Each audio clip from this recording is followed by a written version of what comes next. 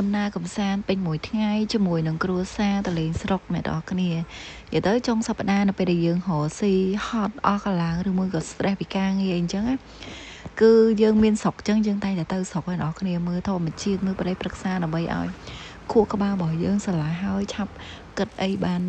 ភ្លាមល្អចឹងណានៅពេលដែលយើងប្រើពេលវេលាសម្រាប់ជីវិតរបស់យើងខ្លះក្រៅពីការងាររកស៊ីអ្នកនរគ្នាគឺជួយបន្ថែមធម៌ពលជីវិតរបស់យើងគឺទៅមើលធម្មជាតិនៅតាមស្រុកស្រែគឺស្រស់ស្រាយមែនតើអ្នកគ្នាវាមួយយ៉ាងម្នាក់ពីទីក្រុងវាមានភ្លើងពណ៌មានអីស្រស់ស្អាតចឹងតែសម្រាប់មកតាមស្រុកស្រែជនបទអញ្ចឹងគឺមានធម្មជាតិខៀវពណ៌បៃតងអីស្រស់ស្អាតមែនតើបូករួមជាមួយនឹងទឹកភ្លៀងតិចរាក់មកអួយនិយាយថាគឺស្រស់ស្រាយហ្មងអ្នកគ្នាជាមួយបាយផ្អកប្រហុកអីហ្នឹងគឺជាតិហ្មងហើយនេះគឺជាដំណាំហូបនៅក្រោយផ្ទះរបស់យើងមានសពគ្រប់បែបយ៉ាងអញ្ចឹងណាហើយ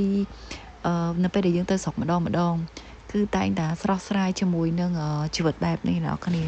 អញ្ចឹងនៅពេលដែលតនេពីការងារបងប្អូនណាមានស្រុកកណាដូចខ្ញុំអញ្ចឹងកុំភ្លេចធ្វើដូចខ្ញុំអញ្ចឹងគឺមានអារម្មណ៍ថាស្រស់ស្រាយហ្មងអ្នកនរគ្នាបើយើងគិតថាលុយពេកវាអត់មានជីវិតបែបសុបាយរីករាយអញ្ចឹង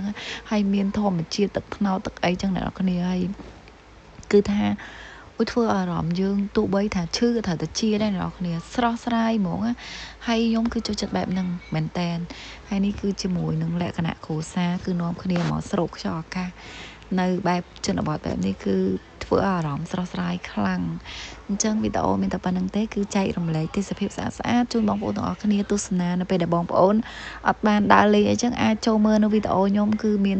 ទេសភាពស្អាតអ្វីដែលប្លែកជាច្រើនដើម្បីឲ្យបងប្អូនទស្សនានិងមើលជាមួយនឹងខ្ញុំអញ្ចឹងណាបាយបាយ